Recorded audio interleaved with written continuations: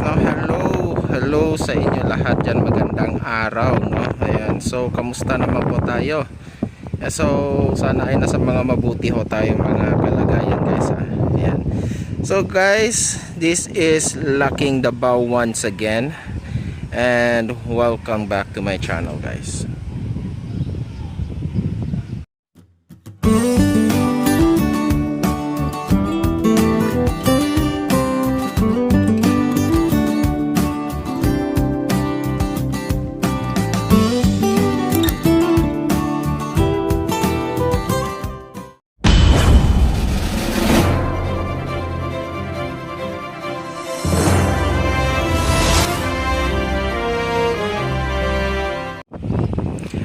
Ayan guys, no, magandang araw sa inyo.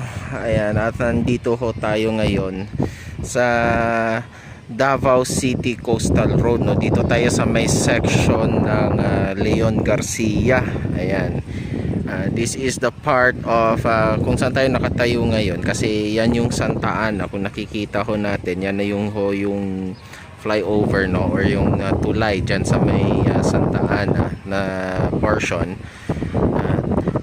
That is no, parang kasi ang Davao City Coastal Road Project, guys, ay mayroong apat na segment, no. Segment A, segment B, segment C at saka segment D, no.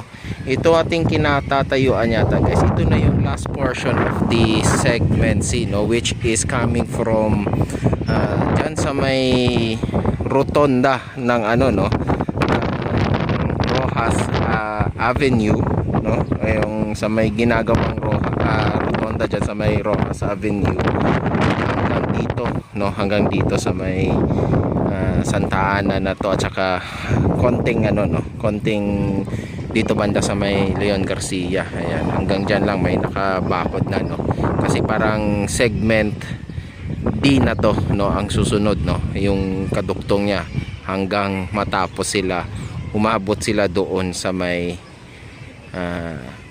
malapit doon, no, sa may nakatayong sa may Aswela Cove, no, yung sa The Residence, no. Ayan, pero hindi sila aabot yata ng sa may Aswela Cove yata banda, no. Hindi pa natin alam kung hanggang saan yung end point ng nitong Davao City Coastal Road dito na side, no. Ayan, mga Barangay Duterte na yan dyan banda na guys, no. So dito tayo, this is our first time, no, nakabisita tayo dito, no. Ako, ito yung pinakauna-unahan kong pagbisita dito sa area nito. Ayan, tapos na pala yung tulay, no. Ang kulang na lang sa tulay, kompleto na, naka-asphalt overlay na, no, lahat pinturado na, with meron na rin siyang pole lamps, no, yung mga street light, no, nakabit na with yung kanilang makikita na natin dito na andyan na rin yung mga road signs, no, ay yung mga street marks, no. Ayan, yung pintura sa asphalt, no, road markings. Ayan, so ang kulang na lang dyan sa portion na lang is yung approach and landing, no, which is aabot hanggang dito yata siguro, no. Yung may mga nakatambak na lupa na yan, kung makikita nyo. Ayan, sa may harap natin dyan yata magsisimula yung kanyang approach and landing, guys, no. Ayan, so yan na lang yata yung kulang dyan dito na area. Tapos na, no, nakapag-asphalt, actually nakapag-asphalt overlay na dito, no. Ayan, ito yung eskwelahan sa itong kay Manuel Garcia Elementary School. Ayan, no. Kasi yung pagkakaalam ko, alam ko na pinapanood ko sila RPV Moto Travel Vlog, at saka sila Tito Tans, no, at saka yung mga ibang ating mga local vloggers dito. Iba na yata daw yung contractor yata sa segment D, no. So dito iba rin, no. Kaya no? Kaya may parang may bakod na no. Iba na yung contractor daw doon. Ayan guys, no. So itong dito na side, yung patapos na, okay na, no. Ang missing na lang talaga is yung approach and the continuation of this, itong sa may sidewalk nila dito, no. Meron na rin mga street lamps naman dito. Ayan, no. Ayan meron na. Ayan. Malaki-laki rin pala yung tulay guys, no. Mahaba-haba rin yung naigawa nila, no. Ayan. Mag-a-update lang tayo dito na portion guys, no. And then sasama natin yung sa may portion segment D ng kaunti, no. Maglalakad tayo hanggang doon kasi tuloy-tuloy yung trabaho nito guys. Alam ko kasi guys, ang expected of total completion nitong Davao City Coastal Road guys by 2027, no, I think, which is mga ganon na year, no, 2026 to 2027, which is yung siguro papasyalan din natin kasi nakikita na natin sila RPV Moto Travel Vlog at saka yung mga ibang local vloggers ay nagsimula na rin mag-construct yung sa may Davao Bucana Bridge, no. Ayan. So soon papasyalan natin yung area na yon kasi yun na lang yung kulang doon, no, yung magduduktong galing sa Times Beach hanggang dito, no, papunta sa may rotonda. Ang hindi ko lang alam, dati ko pang sinusubukan pumasok doon sa may rotonda na ginagawa dyan sa may Rojas. Hindi ko alam kung saan dumadaan sila Tito Tans at saka sila RPV Moto Travel Vlog, no. Anyways, baka wala kasi ako masyadong mataas na time para ayan, kaya ngayon napadaan lang ako dito. Nag-vlog na rin ako, no? Ayan, maganda na rin pala dito. That's the Samal. Soon, no, soon we will see a sea crossing bridge there, no, yung ating linag kahapon, no, tungkol sa SIDC project guys. Ayan, ang ganda talaga ng pwesto ng mga nitong itong wave breakers dito na side guys, no. Simula nung nagsimula yata doon banda sa may Santa Ana, ay sa may sa may Bucana, or dito sa may segment no, sa may yung ginagawang rotonda diyan sa may Rojas, yan, kalimutan, basta yung diyan banda sa may Quezon Boulevard, no, na area. Parang ang ganda, no. Maayos ang pagkakalagay, no, ng kanilang mga nitong wave breakers, no. Kaya yung doon sa may bandang segment A, which is coming from Bago to Times Beach, parang nilagay lang nila ng nilagay basta, no? Hindi yung katulad nito, no, na parang nakapile talaga. Ayan. Ayan guys, no. So yun yung dito guys, na segment. So yung dito na area guys, ang gagawin na lang dito guys is yung approach and landing. Hindi natin alam yung doon sa kabilang side, no, yung kasi yung sa kabilang side may tulay na ginawa yan, no? Ayan. So dito na side, ito, no, approach and landing na lang. Ayan. So hindi na tayo pupunta doon. Dito tayo maglalakad. Papunta tayo dito, no. Titignan natin itong sa may segment D naman, no, which is coming from here papunta na sa endpoint mismo nitong Davao City Coastal Road. Dito sa may area na ito, no, yung papuntang north na, no? Kasi yung sa kabila kasi south, no. Ayan, yung papuntang Bago, Turil, no? Papuntang southern part ng Davao. Ang laking tulong talaga may bibigay nito guys pagka gumagana na tong Davao City Coastal Road, no. Ayan. Medyo luluag ng konti yung ating yung ating downtown, yung ating JP Laurel. Ayan. Tapos pagka natapos na rin yung yung Davao City Bypass Road, no? Ayan pa, no? So ayan, ganda. Buti naman at tuloy-tuloy pa rin yung mga projects. So ngayon guys, dito tayo maglalakad-lakad tayo. Konting ano lang to, no? Parang kasi first time natin dito. So lakad-lakad lang tayo, pasyal-pasyal lang. Ayan, at shout out kanila kuya at pinayagan ako dito, no? Kasi merong person dati kasi gustong-gusto kong pumunta doon sa may segment sa kung saan nakakapag-vlog sila Tito Tans, no? Pagka ako yung pumapasok doon, pinagbabawalan ako, no? Ayun, so hindi ko naman pinipilit yung sarili ko, sige na lang, okay lang, no? Ayan, so dito kanila sir dito, ayan, shout out sa kanila at pinayagan ako mag picture tsaka mag video, no? Ayan, thank you sir ha, maraming salamat. So this is the start of the segment D already guys, no? Dito na area, no? Ito na yung simula ng segment D papunta hanggang doon sa pinaka point end na nitong Davao City Coastal Road na dito na side. Ayan, so ayan, no? Tuloy-tuloy pa rin yung trabaho nila, no?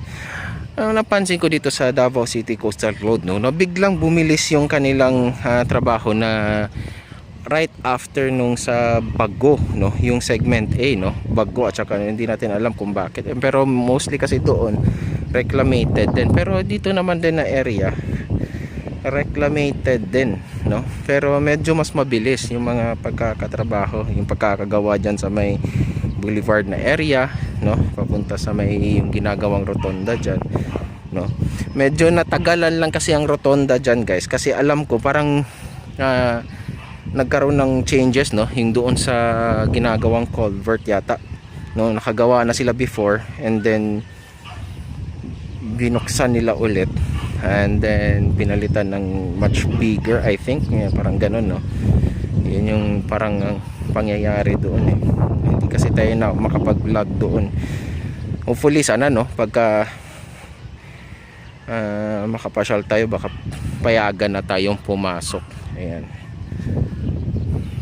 So this is, there's a minor bridge na gagawin din dito. Ayan. So ito, no, preparation na rin to. Naka-prepare na to para paglalagay ng mga itong girders guys, no.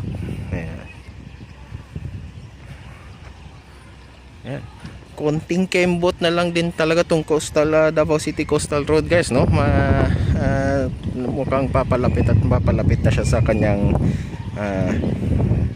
finish line, no, kasi doon na area may nakikita tayo, ang dami nagtatrabaho doon, no. Maybe soon pupuntahan natin yung area na yan, no? Ayan, dyan banda, no.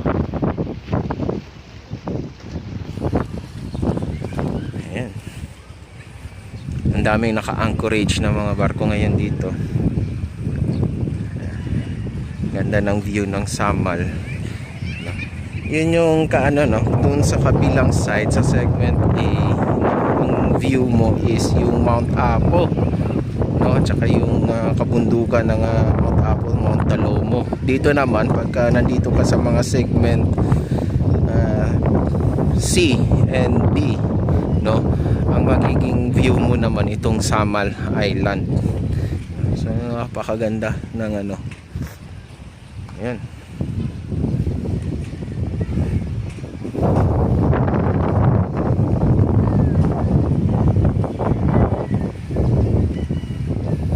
So ito, no, tuloy-tuloy yung kanilang trabaho. Naglalagay na rin sila ng parang pader dyan. Ayan. Medyo mahaba-haba na rin talaga yung hindi ko natin yun. Ayan, pasensya na kayo sa hangin dyan guys, ha. Mahangin konti.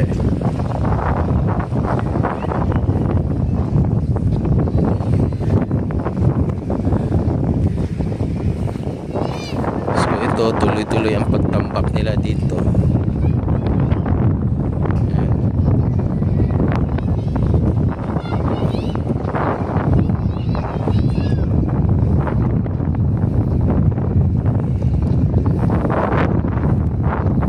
Siguro parang tinataasan pa nila yung ano, no? Nagdadagdag pa sila ng tambak dito, guys. Ayan. Medyo mababa to ating nilalakaran eh. Pasensya na kayo sa hangin, guys. Hangin eh.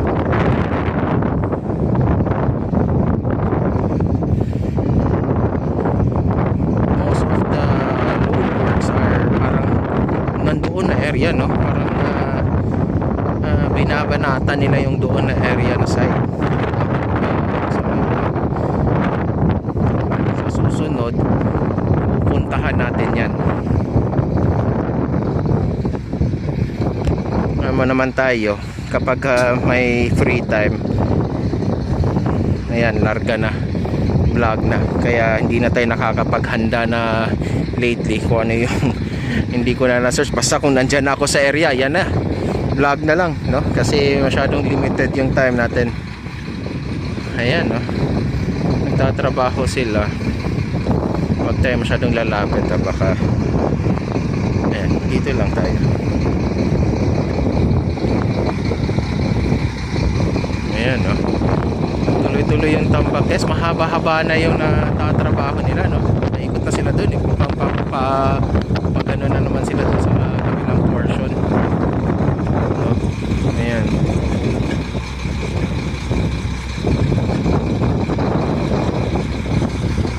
Ayan, lapit tayo konti. Matibay na siguro naman tong ano.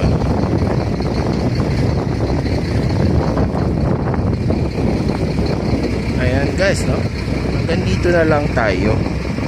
Ayan, kasi wala tayong mga special harness eh. Ayan, no?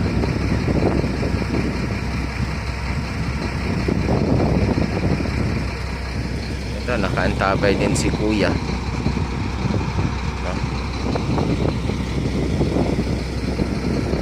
So that's it, guys, no? Yan lang naman, no, yung ating update. So sa susunod pupuntahan natin yung doon na portion na area, guys, ah.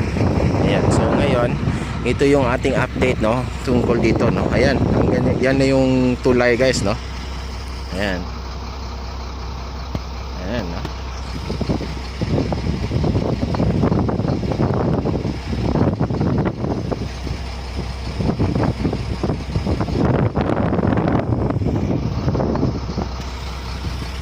So ayan, guys, ah. So that will be our update for today, no, para dito sa Davao City Coastal Road, no, dito sa may segment, little bit of portion doon sa segment C, no, yung malapit sa may kung saan tayo nag-umpisa, at dito sa may bandang segment D na, no, ito umpisa natin segment D. So yun, okay. So ang inaayos nila yung drainage system muna dito, no. Ayun, kasi yung portion na yun na yung magiging yung parang bike lane and sidewalk. So that's it for now, guys, for this update about this Davao City Coastal Road dito na area, no? Leon Garcia, dito tayo.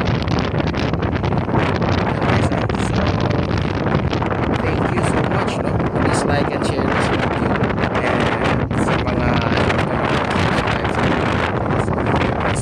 subscribe na kayo, and hit nyo na rin ang notification bell para ma-notify kayo every time I will upload a video tungkol sa mga kaganapan na nangyayari dito sa Metro Davao, no? Tulad ng mga klaseng ganitong development dito, no? So ayan, no, guys, no, sa aking munting paalala sa inyo lagi, at hindi ako magsasawa magpapaalala sa inyo na tayo ay mag-iingat sa ating mga pang-araw-araw na mga ginagawa, dahil yung mga mahal natin sa buhay, tatandaan natin lagi yan, yung inaabangan tayo niya, no, at nag-aantayan sila sa atin hanggang tayo ay makauwi ng matiwasay. Okay, so yan, thank you so much guys, God bless us all and adios.